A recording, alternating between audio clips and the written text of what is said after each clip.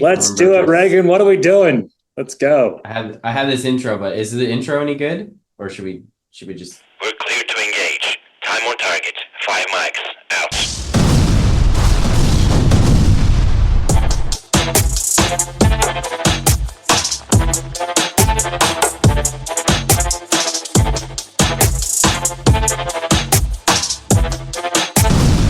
Welcome back to Crosstabs with Reagan Knope and Brian Iverson. Crosstabs is Oregon's political water cooler. We share insights on current topics and political trends backed by our decades of experience in Oregon politics. I've only got one of those decades, Brian.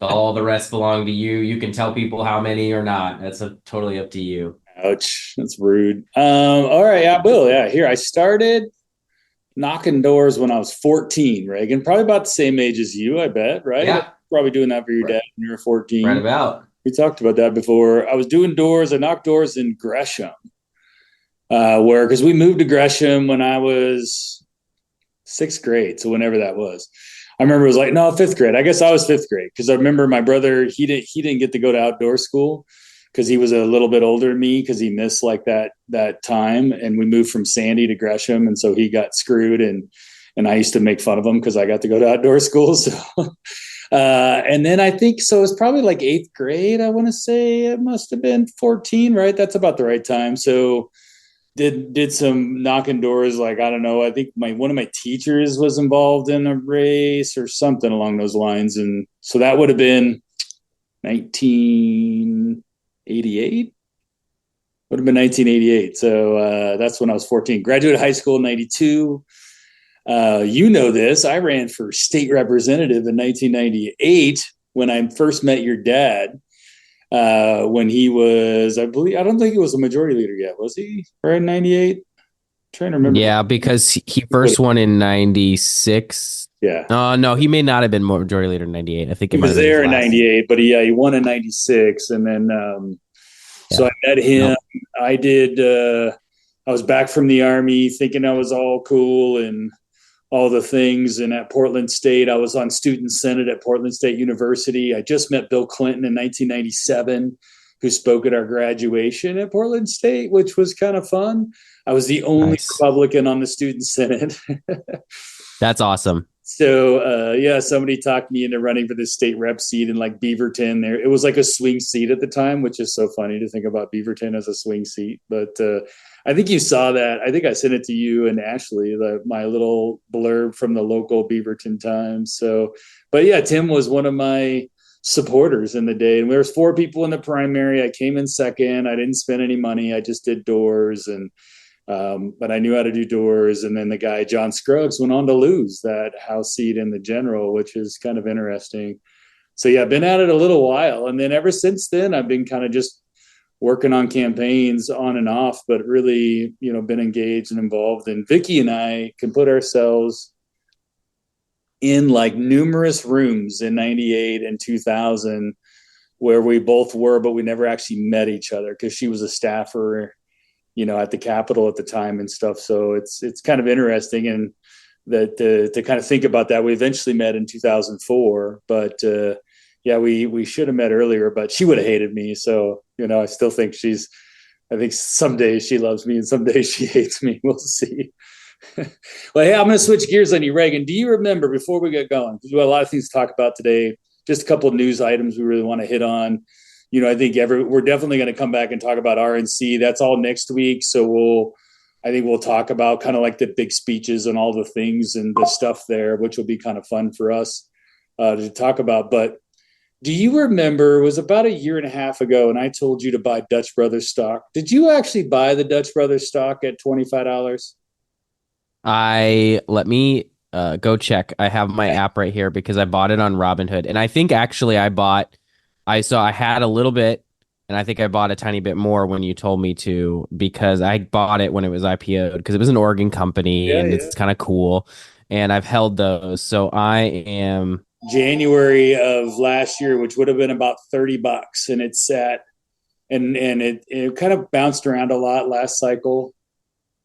And now it is at $42. Well, I bought it Woo. I'm at my dollar cost average on all my stock is $28. So, and this is why I bought it, because they left Oregon, right? I mean, quasi, they're kind of still here a little bit, and just like the Portland Trailblazers, if you leave the team, you win. So when a company leaves Oregon, I was like, oh, they're going to leave. And now they're going to really be successful. And they have been. And I was just down in Phoenix last week. And I'm telling you, we drove by a couple of new Dutch Bros down there on the same corner of Starbucks.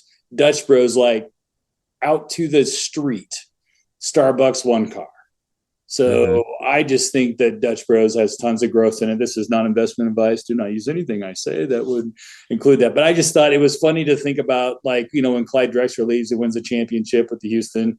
When he wins there, Houston Rockets. Yeah, he won a championship there. I thought that Milwaukee was going to be in the championship this year because that's where Damian Lillard left. And I always feel like when the Trailblazers, whenever our really good stars leave, they win championships. So I thought, wow, this is why I'm voting on Dutch Bros. So, and hopefully they keep going, because I need about 100% return to pay for my taxes on.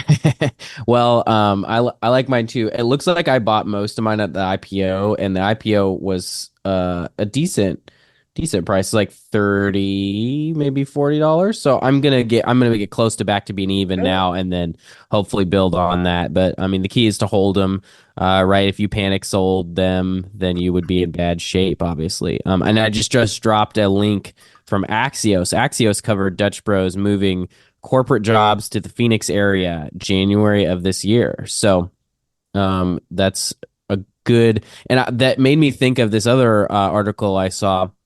U.S. government will loan Oregon Battery Company $1.2 billion for an Indiana factory, and that is next door to me. Lebanon-based Intech has been expanding. They expanded in Ohio first, I think, maybe, or maybe it was just Indiana. It was Intel that was going to Ohio. But all these Oregon companies, they start as Oregon companies, and then they go, oh, wow, they really don't want us to grow here. They want us to start here. They don't want us to grow here. And so then they're building out, but they're building in other states. And business organizations, I saw a tweet from OBI highlighting how anti-competitive Oregon's business climate is, right? And so you just see time after time these Oregon success stories go, and now we've reached the ceiling of what we can do here in Oregon, and let's head to other states where we can really blow up our success, because those states care about that. So I think it's important to highlight that, and that's why it's not like, I think it's just that the companies want to grow, and they want to grow fast. And Oregon is really a slow growth state. They don't like big, fast growth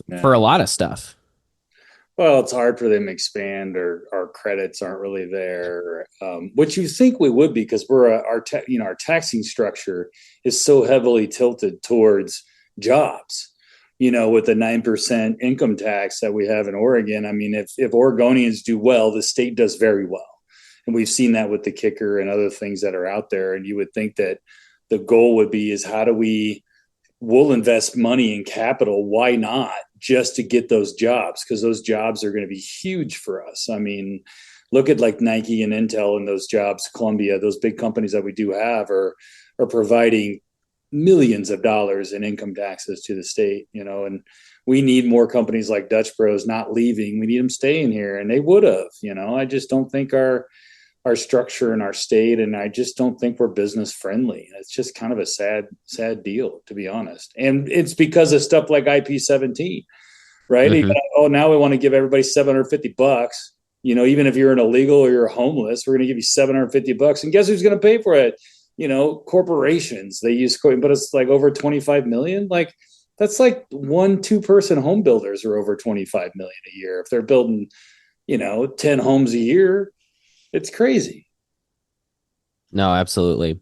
Bryan, you know what else is crazy and has really had me just completely beside myself this week is watching Democrats battle themselves about if Joe Biden should be their presidential nominee. And it's so funny, because I was a total skeptic on this. there were so many people last year in session, especially Republican lawmakers that I talked to while we were in session, when we just had some, time. There was like a period of time where we didn't get a ton done during the long session, and so we were just chatting around, right? And I can't remember why, but and a lot of them were saying Biden's not going to be the nominee. I was like, nah, Biden's going to be the nominee. Why wouldn't? There's no one running against him. Why wouldn't he be the nominee? And then lo and behold, like, all the Democrats are like, maybe Biden shouldn't be the nominee. And I'm just frankly stunned. I've never seen anything like this. And it's because I'm too young. It's because I was just too skeptical. But everyone was like, no, there's no way Biden's going to be the nominee. What is going on, Brian? Explain this to me. Well, from what I can tell, Biden and maybe his ardent supporters, I would say the people within his very inner circle, they want him to be the nominee, right? Because if he can't be the nominee, he can't be president. I think those two seem to be tied together. And the money, the $100 million, the only person who can access that is the VP. And that is causing them a lot of problems, because I think $100 million is a lot of money. So if they don't have access to that, and Biden, and it's not Kamala, I think that's part of their problem, because I think it has to be Harris, and she doesn't pull any better than Biden. So I think it's a huge problem. I think she'd do better if she became president, and then she, had a 4-month run up to the election. I think she could be better. But I mean, I've heard news conferences with her, and it's laughable. I mean, sometimes you'd almost rather have Biden call it. Did you watch the press conference? He called Trump as vice president. Yep. Like, just little gas like that. You just go, what? And before that at NATO, where he's introducing Zelensky as President Putin. I mean, that's just like, I saw a tweet that said that would be like if FDR introduced Winston Churchill as Hitler. Like, it's just the total opposite. Yeah, it's nuts. And I'm hearing things like they're talking about this like mini, 8-person crazy 5 debate run up to the convention, and then just let all the delegates just be a free for all at the convention. And I think the last time there was at the Democrat convention where there was a huge push for delegates was that in 58, when Kennedy tried taking a run at getting a switch, I believe, in 58, and he ended up winning in 62. But I think I was doing a little bit of reading on it, and it seemed like that was the last time there was a lot of craziness happening at the convention, at least the Democrat convention. I think it was where he came close, like he was moving delegates and things were changing, but they've changed all the rules, and they made all the rules so Biden would get all the delegates. So he's already got all the delegates. I mean, so they're kind of screwed, I think. I don't know, the answer. I think part of this too is that our primary process is very different now. You used to have a convention where really the party just picked, and you didn't have these statewide government-run primaries. It was more of a backroom system. The parties ran all their own stuff, and now you have state-sponsored elections that took place in like 49 states. Florida canceled their primary. The Democrats did, and they cost them a bunch of races down ballot doing that.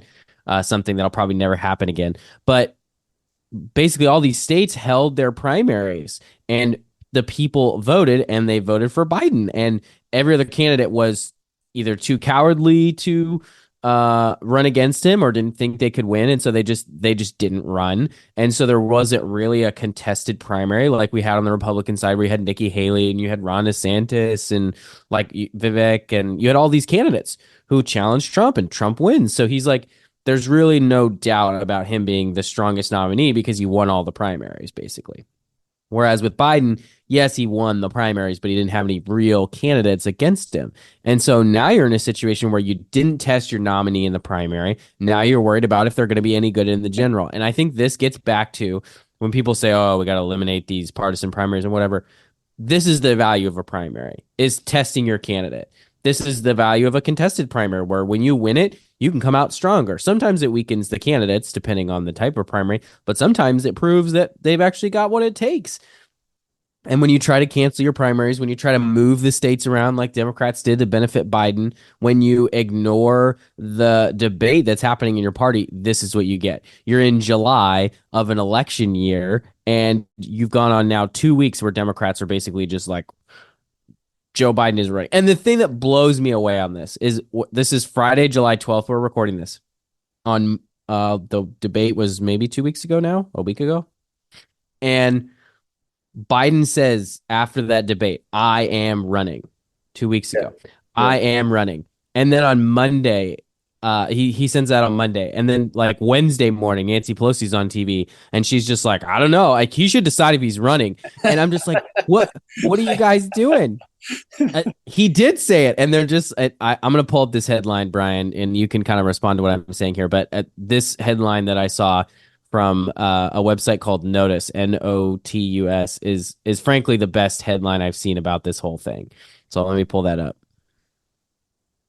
That's funny. I would agree with you. What your analysis is there. It's so odd because I heard that Pelosi thing and like Biden said nothing except for he said it again last night. I'm the nominee. I'm running. I'm going to beat him. I'm going to beat him again. And he can make that argument. I mean, because I'll give that to him. He did beat him in 20, so he can make that argument. I beat him before. I can beat him again. And the reality is I'm not seeing a lot of polling out there that shows somebody else coming in and beating Trump by 10 points. So I think the Democrats got a huge problem of whether he's in or out even, because who replaces him and what does that person do against Trump? I mean, it might be too late. I agree. So here's the headline. Dems want Biden to make a decision. Biden says he has. Dems say, not that one. And so there's this slow, steady drumbeat, Congress people I've never heard of saying, oh, Joe Biden can't run again. I'm like, what is your name? I've never heard of these people before. A U.S. Senator from Vermont I'd never heard of before, right? These Congress people, these backbenchers I've never heard of before. And then July 10th, my birthday, Wednesday, Earl Blumenauer calls on Biden to abandon re-election bid. And I mean, it kind of makes sense that he might be one of those to add on because he doesn't have to run again. So they're not going to be like, well, we're just going to take all your campaign money away, Earl, who would probably win in his district without any campaign money anyway, because it's so lopsided. But it reminded me of 2 years ago, Biden came to Oregon to talk about, I think, a transportation package.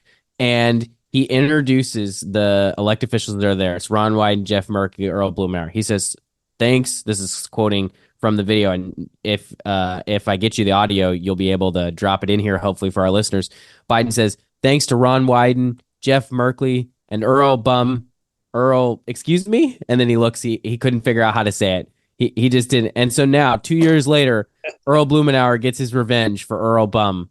Here's just some of what this investment will do. First, thanks to Ron Wyden and Jeff Merkley and Earl Bum and Earl, excuse me.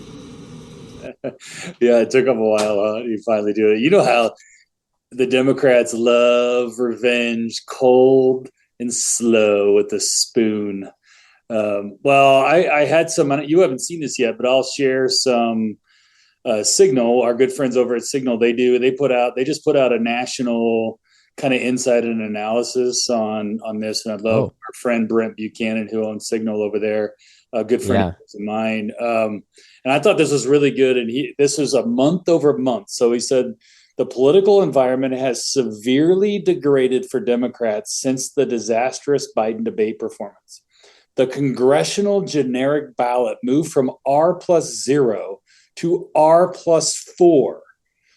Ooh. The largest single month-over-month movement in the history of our national polling of Signals, and they've been at this a long time. This shift was driven by a shift among independents, and this is key, especially here in Oregon, where independents run our races. D+5 to R+7, Reagan. That's a 12-point swing in a month. And this was driven by, and I'll just throw it even better, female voters. Under 55 moved 9 points towards Republicans, and females 55 plus have moved 6 points to the GOP.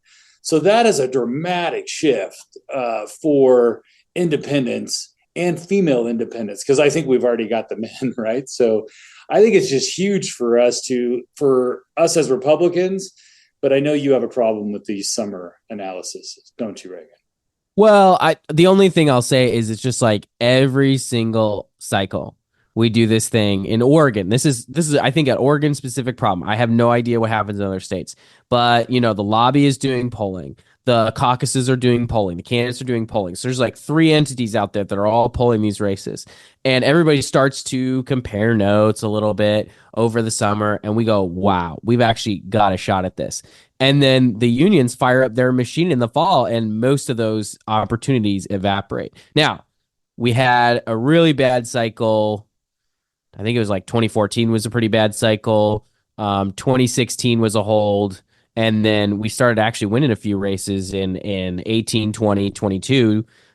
So it's not like all is lost, but I think we get this like summer polling high, but that's too early to peak for a November election. So the real key is, can you sustain this? And I think that's the part that Trump's trying to figure out. That's the part that congressional Republicans are trying to figure out. And NRCC is out with ads hitting Democrats for hiding his cognitive decline. And I think that's what may start to hurt down ballot. You sustain that advertising through the fall and they don't replace Biden. I think that's the main reason is congressional Democrats go, oh, we screwed up by not telling the truth. We're going to get held accountable if we don't swap Biden out. Yeah. I'm not even sure. And so it's sort of funny because it's self-serving for them. They're just trying to survive their election and not give the House over to the Republicans again. I think if we get a large enough majority, they'll probably just vote Kevin McCarthy back in as speaker, hopefully. But they don't want that to happen. And if they lose to Trump, the other problem is if Biden loses to Trump and they lose one more Senate seat, they've lost all three branches of government. And that's one thing they really want to prevent. They're trying to hold the Senate or flip the House or do something. Well, especially the Senate. I mean, we know even, most states are even tilted, to the upper chamber, and Congress, especially the Senate, is the one that confirms all the appointments. Supreme Court, I mean, you name it, right? And we get to hear the state Senate gets to confirm, the governor's appointments. And there's just that's where I think Congress, give or take, look at what Congress has passed and not passed in 2 years. I mean, it's like next to nothing, right? At least on the House side. And the Senate, but the Senate is everything, man. I mean, if you get the 60 on the Senate, which I don't think either side can get the 60, but controlling that Senate and having those gavels is so, so important to the future of our country. Let alone having all three of those at the same time would be amazing. And I think that's where the Democrats are starting to freak out, because this polling has now affected their races. And I think that's really where the problem is. And I think, and there was one more thing that I was just going to put on here, was that most Americans either watched the debate, which is 67%, or followed it afterwards, which was another 23%. And only 18% believe Biden won compared to 62%. So when you're looking at it from, a blood sport kind of mentality, which I feel like sometimes that's what our politics is these days, versus just having a discussion about the future of our country. People are like, oh, Trump won. And it's, but there's a lot that you and I both know there's a lot to go with that over the course of the next, 4 months. It's how do you, now that you have that momentum, how do you put that momentum into action? And I think that's really what our campaign, even on the ground level, like we have to have it done on the ground level. I was talking to some of my candidates, and on the doors, they're hearing this stuff on the doors. I mean, this stuff is transferring through down ballot. So if you don't think it is, it will. And we're doing some polling, and we're out there in the field doing polling. I know the Democrats are out there doing polling, so I'm not saying anything out of school, but we all do this time of year. And I'll try to pull some highlights, not for specific races, because that would be wrong, but I'll try to pull some highlights and see how maybe they mirror the national stuff in a couple of weeks. We can kind of look at that. Yeah, I think that's great. I also think I've been encouraging some statewide pollsters to just go out there and get the Trump Biden number, because they'll certainly get headlines, because nobody's polled Oregon yet on the head-to-head, and see, has Trump made up any ground? Has Biden lost any ground? So I think that there's a possibility that something like that will happen here soon. And then We'll get to kind of test that number. And I think also the thing that could be worrisome for Democrats is if this takes a little while to filter down to the down ballot races in the legislature. So maybe they get their polls back this week, next week, and numbers look okay. And then they're going back out probably Labor Day.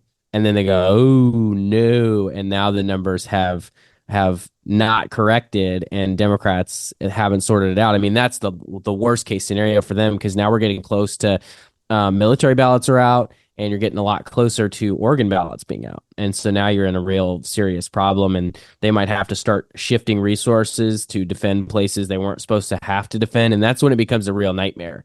That's when your gerrymander that you thought would hold up starts to crumble really fast. And if you've got a 5-point shift across the state, now you're in deep trouble.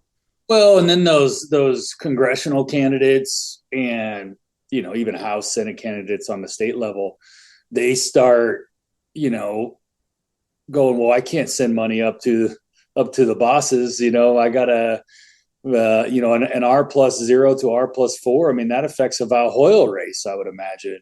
Salinas and Hoyle are now totally in different scenarios than they were before. Salinas, yeah, totally. And I know Salinas was in the field. Mike Erickson even texted me that, I think, after I told him he can't win. But I guess they're in the field, and maybe this shift is something where somebody like a Mike Erickson or a Monique Despain all of a sudden can kind of start getting a foothold, out there in the world, and that changes the dynamics of that race. And now all of a sudden, those two Democrat congressional candidates are now they're burning another $250,000 a month, on just additional media or even more, going, geez, I got to beat this back a little bit because just that it's hard to stop a tidal wave. And I think it's easy to stop a red wave, a little wave, but it's hard to stop that undercurrent tidal wave. It's very difficult. And we're not there yet. I don't think I'm seeing that there yet. I think there's still time to change it for the Democrats. And I'm with you. I don't believe in, summer polling is great because you got to have a baseline. Right. But definitely with you is I look more at where are things in mid-September, late September, and then you kind of watch out for that October surprise. That this year, there could be some incredible October surprises with everything that's shaping up to what we're seeing now. I'm very curious, and I love this time of year. I love this stuff. It's a wonderful time to be in the political business because I would love to be in the rooms of the Democrats while they're talking about this and how are they spending it. What are they trying to do with it? Well, we're going to try to hop on board and just push it, right? So push that momentum. Well, and I think the last thing that I'll say too is that in order to capitalize on this, candidates need to have money. And if you were not doing your fundraising when you're supposed to be, you're not going to have money to capitalize on your opportunity. And so this just goes to show why every candidate, regardless of the competitiveness of your race, if you are running to win, you need to be doing all the things, all the steps at the right times, because you're going to miss the opportunity now to capitalize on this if you don't have the cash to go out there, or you don't have the fundraising infrastructure to capitalize on suddenly people thinking your race is competitive now, and they're going to give you a bunch of money when they didn't think it was competitive before. There's so many of this that's the building blocks. Really, they don't feel like they matter, and then all of a sudden they do matter because of how quickly this stuff can shift. Reagan, are we going to see another Ben Edel email for fundraising coming soon? I think we might see one. I don't know, or Ruck Pack or whatever. Because last time I looked, I think it was up to like $175 or something. So, did we ever do our read through of the Ben Edel email? We should have. What a tool. Just a complete absolute tool. And we've probably pounded on him enough on other stuff. I don't think we've really pounded on him on the podcast, but I love people that want to be Spartans and go take on, hard fought Democrat districts. But do you really need to tear everybody else around you down while you're trying to win? Or maybe should you just try to be part of the freaking team? And that's the part that drives me crazy, with guys like Ben Edel, because he's just it's just not part of the team, and he won't be part of the team because he just wants to raise money. Probably, maybe he went to, I don't know, Kevin Sterrett might have gave a class on how to raise money from Republicans, and it's like, oh, tear them down, and that's how you get money from them. So I don't know. You know what else shifts quickly? I slipped that one in there. You weren't even knowing that was coming. I didn't see it coming, Brian. Didn't see it coming. You know what else shifts quickly in Oregon? Wildfires. And that's what we have next on our list. And so I had to figure out what the transition was going to be. And there it is. So we've had a pretty mild smooth transition, Reagan. Smooth transition. That's my goal, is to be the number one in podcast transitions, and I think that we're gonna get there. It's gonna be slow, and it's gonna be painful, but we're gonna get there. So we've had a decently quiet fire season until the last week or two, and I know there was a fire kind of south of where you're at. Was it La Pine, and then another small fire in Dufur, I want to say, and I just wanted to kind of get what your thoughts are. What are people feeling about the wildfire risk, especially out, in Eastern Oregon, in Central Oregon, in kind of those areas? About how are they feeling about the wildfires? Wildfires are a tough one. I think we out here, it's not quite as bad. In Southern Oregon, I think it's about August, they start calling it smoke season. It's summer. It's called smoke season down there because just the weather patterns and the wind and stuff just doesn't move the smoke out of the environment. So, and there's some going on down there. I think there's Salt Creek fire and a few other ones. And for those that don't know, I did fight fires for 3 years out of Dufur. You said Dufur, don't ask what Dufur can do for you, but what you can do for Dufur. That is the town motto. I think when I was fighting fires did you like that one? I still remember that to this day. I was in Dufur when I was 18 and 19 years old. I think JFK, he would be proud. Yeah, and Shamia Fagan was there. She grew up there. Remember that? She went to high school in Dufur, and I think I'm about 10 years older than her, so she was probably in grade school at the time. Wow. But Dufur's a small town, like 60 people, right? 200 maybe. I don't know. At the time, I think it was like 60. But in fighting fires, you just kind of learn in Eastern Oregon it's going to happen. And so you just have to do your best to contain them and get after them and make it happen. And I think down in Southern Oregon, it's a huge problem. Sometimes I think people ask, like, haven't it burned so much that, what's left to burn? And the problem with Oregon is compared to other states. So you can go to like Arizona and some of the Texas, they don't have wildfires. You'd think they would because the state it's way drier, right? I mean, Texas is way drier. Why don't they have wildfires? Well, guess why? Because it's all owned by the private companies. Like, it's not owned by the federal government. And in Oregon, I don't know the exact number, but isn't it somewhere close to like 60% of our state is owned by federal lands, and they don't do crap to manage the forest. They're horrible at it.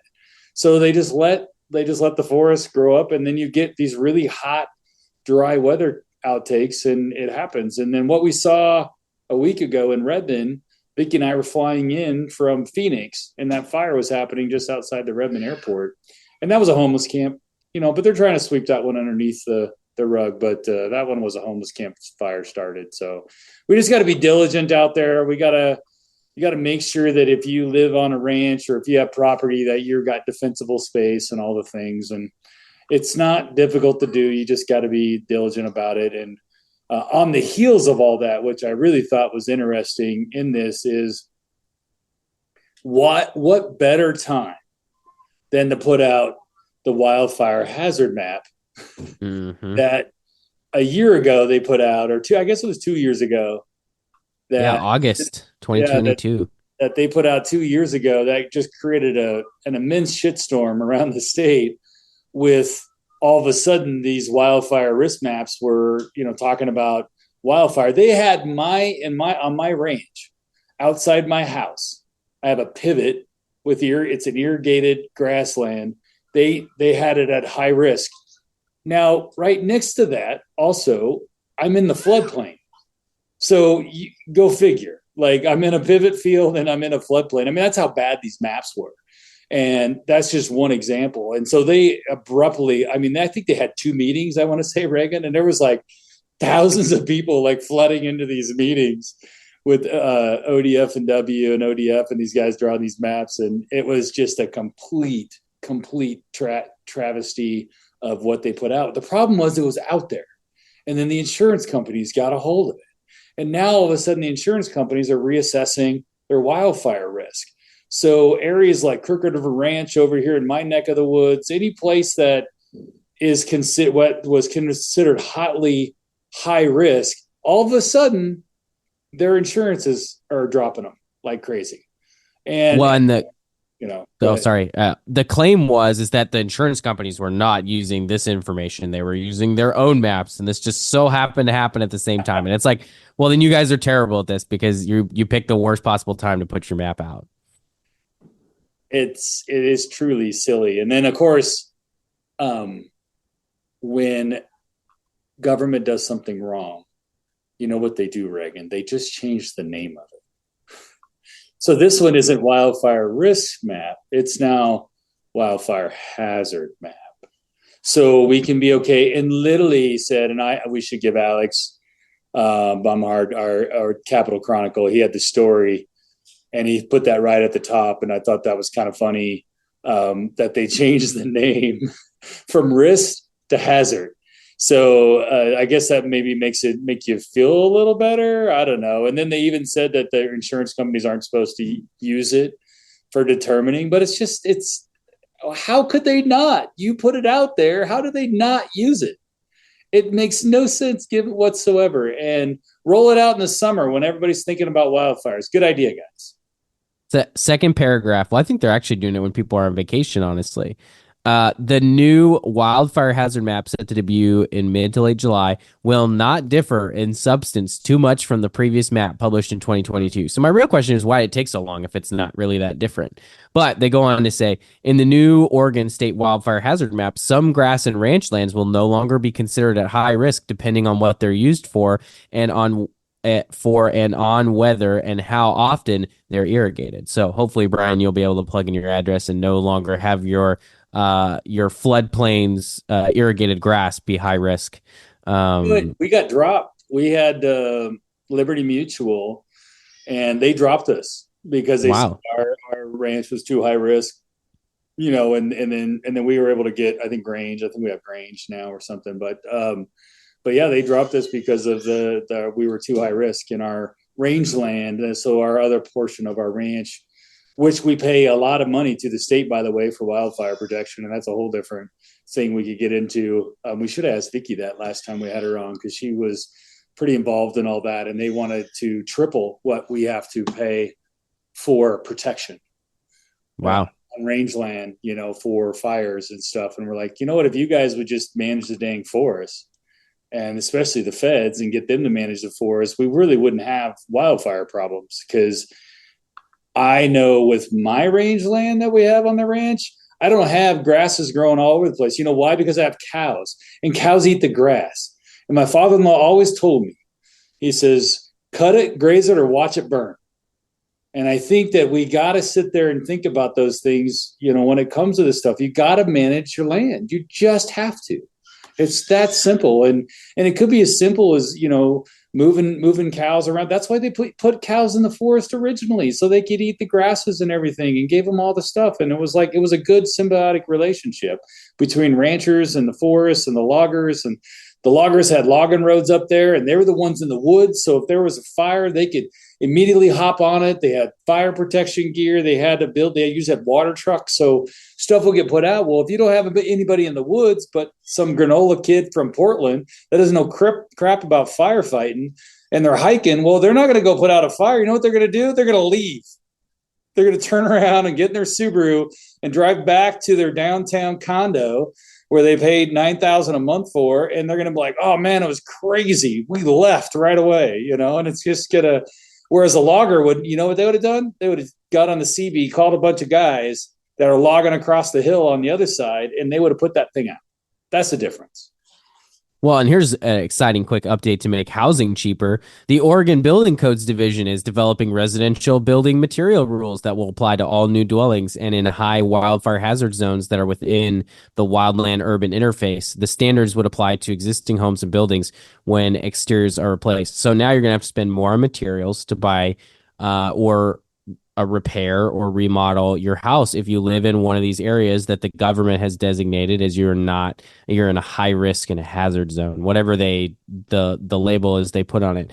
And it's so funny because they just continue to do this thing where they're like, well, we're not going to manage the forest because of spotted owls, but we are going to place all the blame on the people who decide to live in rural areas and just make your life more expensive and more difficult and just try to drive you out of your home, right? And I think that at the end of the day, it's like they're putting all of the burden on the rural homeowner, and they're accepting none of the burden because it's too difficult for them to stand up to fringe environmentalists who want the forest to burn. I mean, at the end of the day, that's what they want. They want the forest to burn like this. Because if they didn't, they would be supporting these, frankly, very minimal management standards compared to what happened in the forest decades ago, right? And to the extent to which they were logged. Even the management we want to do now is very minimal. And like you were saying, that how it all used to coexist and work together, but then you decimated those industries, and now farming is a very small portion of the overall workforce. I think a lot of farmers and ranchers do their best to manage their lands, but they don't have any help, and the forests are working against them. Right over, especially if you butt up to any of these forest lands, you have to assume that your land is at risk. Especially if you butt up against them. I mean, it's really not a spot where you want to be. You definitely, that's why like areas like Sisters, the outer areas of Sisters over here that butt up against the Deschutes National Forest, they can't even get insurance if their life depended on it. Like they just won't, because why? The insurance company, that's just too much risk, right? And we're seeing them pull out of even, we're seeing, what I've heard is we're seeing places that are the reinsurers. So Lloyd's of London and these sort of guys. So they're the ones that insure the Liberty Mutuals of the world, which is, so now you're talking like, the people with billions and billions of dollars. So they're not looking to be reinsurers of insurance companies that are insuring people living in the West.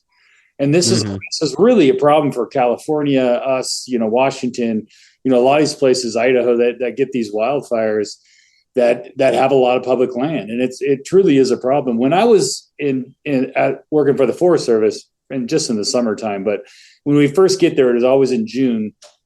Our first goal was to go clear out the trails in the wilderness area, and you couldn't take a chainsaw. You couldn't take anything that was mechanical in a wilderness. You can't do that. So, and we get in there and you just see nothing but logs piled on top of each other, the whole nine.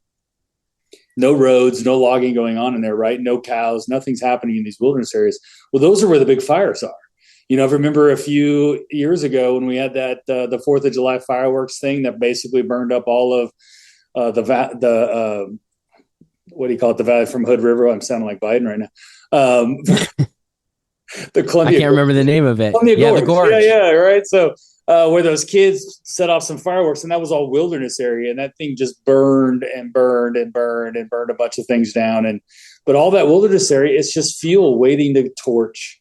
And you can't do anything. And then when it sets on fire, when a fire starts in the wilderness and the lookouts say, hey, I got a fire, it's in the wilderness, guess what? You got to get approval from the feds before you can go fight that fire. Yep. You can't drive your truck in there and go fight that fire. You got to wait. And you're just sitting there like, what are we doing? And then while you're waiting, what's happening is it's growing, and then they're hard to get a hold of. And that's a problem. We do have a real problem. I love all the firefighters that are out there doing I love doing that work, man. I mean, it was so much fun. I mean, I loved it because you could eat like 17 lunches a day, and not even gain a pound over the course of the summer because you're just burning so much calories. But we'd have so much fun cutting trees down and flying helicopters into these like landing zones. Oh, it was just a blast. It was from a young person's standpoint, but I don't really think we have to be spending millions and some years billions on fighting wildfires if we just manage the land a little bit better. And I think we could come to a consensus between R's and D's on this issue. I do think it's a true issue that we could find a solution to that we just need everybody at the table. We need everybody to say, well, we want to stop wildfires. How best do we do it? How, and I think the state of Oregon, I think the governor and our legislature we should be calling on our senators and our Congress people to be doing more with the federal land. I mean, just say, if you're not going to manage it, give it to us. Why not, instead of Greater Idaho, let's just take the federal lands on.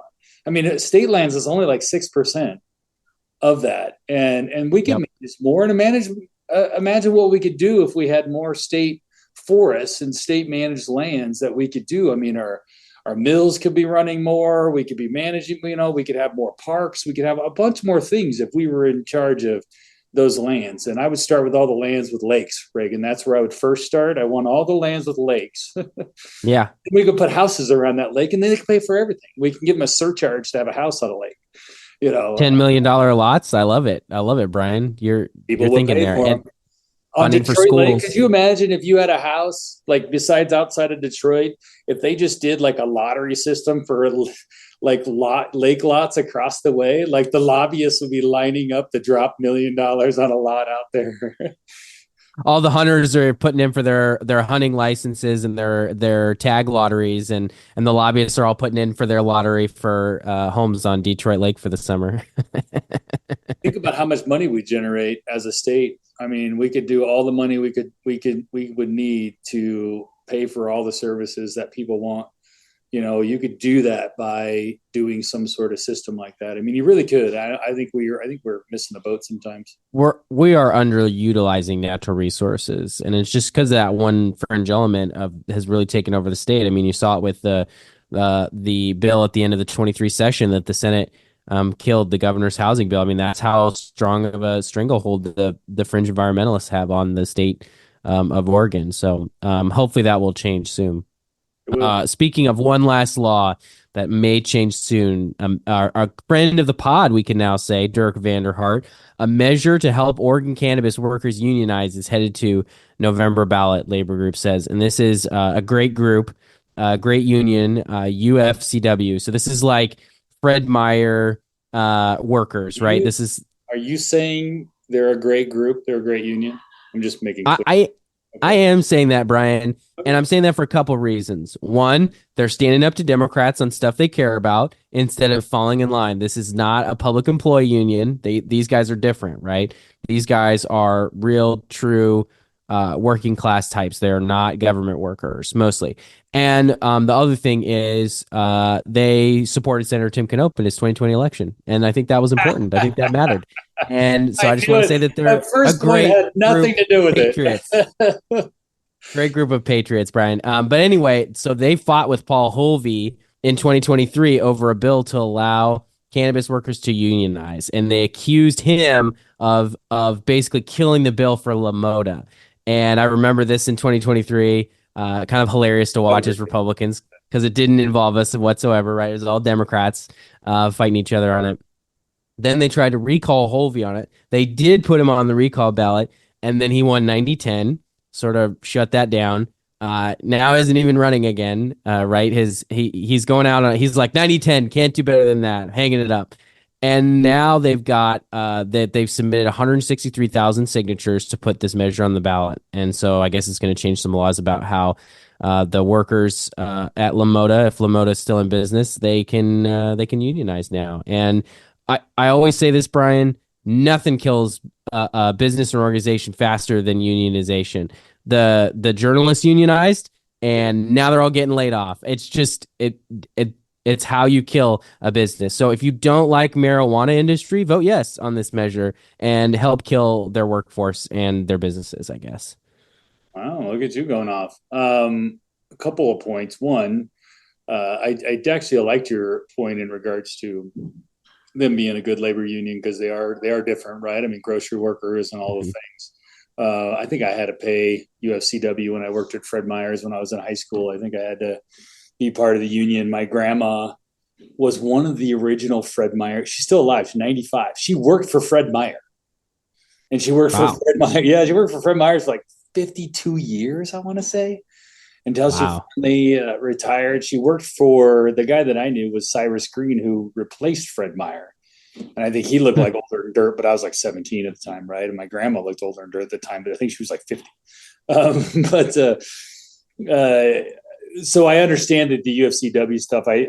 The cannabis workers, I feel like there's this weird claw within the union space to go grab as many members as possible and create as many new members as possible. I feel like this is in that vein. So I don't necessarily like that part of it, because I feel like that's just a little disingenuous because I don't believe, I mean, how many cannabis workers, I mean, half those guys are probably doing it for trade, but I don't know. And LaModa has a real stain on their back. So I don't know if I'd really want to say that I represent cannabis workers inside LaModa. I don't know. It's not a feather that I'd want to put in my cap. However, I will say I'll give Paul Holvey mad props. That dude shut it down.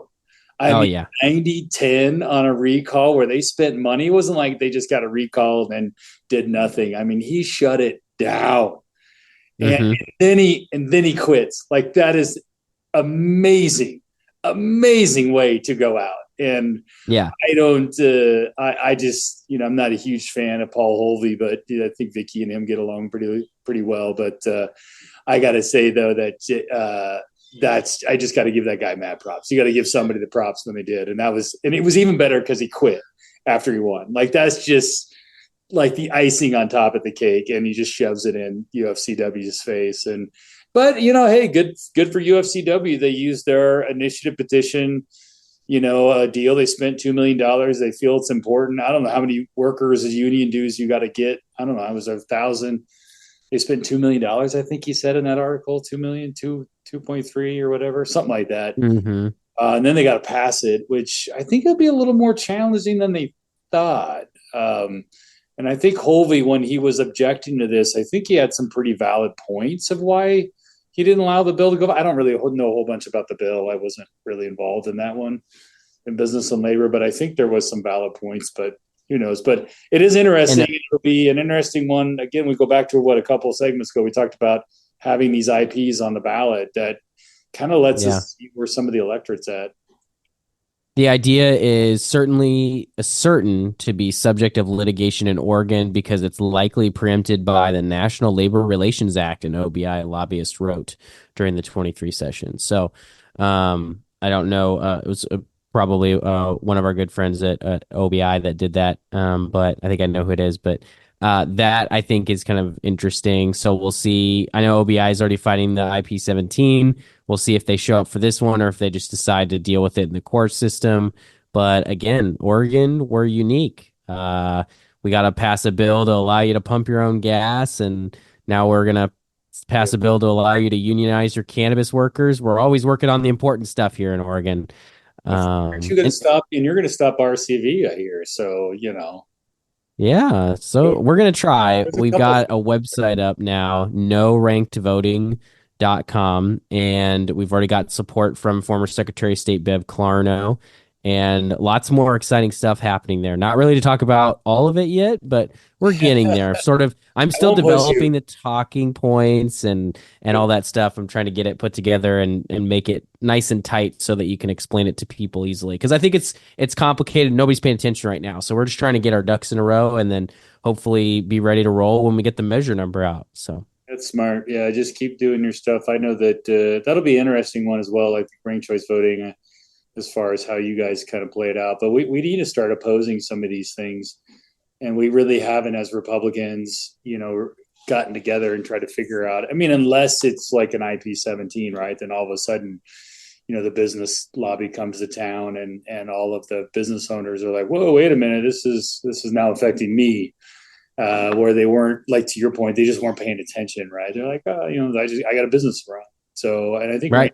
Voting, a little harder to sell to some people, but I think the voters, we have a unique system in Oregon with our mail-in balloting, and we were kind of unique to the table there. And you could argue whether it's good or bad or indifferent, right? But I think to add ranked choice voting onto it, that where all the county clerks just adamantly hate it, and it's going to create so much confusion where you're going to have different offices using it and other offices that will.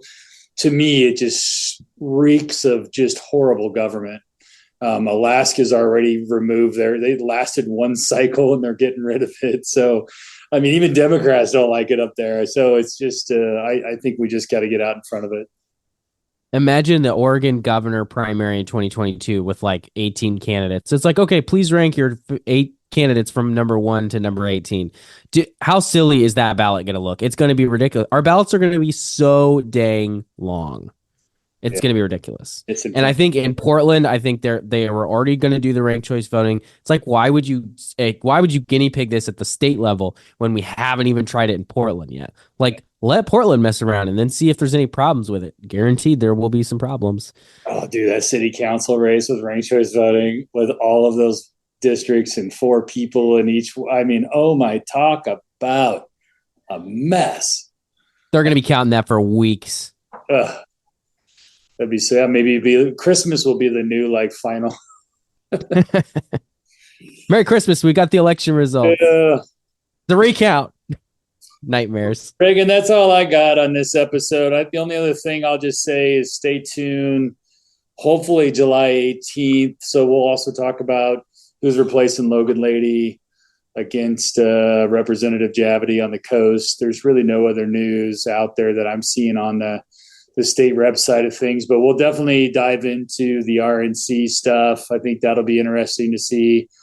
The Biden stuff seems to be fluid in our world, and it does affect our local races. I mean, it's our country, and we're seeing this down ballot trickle down effect of Republicans' enthusiasm, Democrats' enthusiasm, and turnout is a huge part of our ballots, on especially down ballot. Turnout makes a huge difference. So we'll dive into that, and I think we got some more guests coming up, and that'll be kind of fun. So we should have a good summer coming. I fully expect I'm going to disconnect from the internet on Monday camping, and I'm going to reconnect Saturday when I get back. Joe Biden may not even be the president when I get back. Who knows what's going to happen? So I can't even text you. You're going to disconnect, and I'll be like, dude. There's no service. There's no service up there. Yeah, send all the messages you want. I won't be able to get them. That's awesome. Hey, you know what Vicky calls camping? What's that? 3-star motel.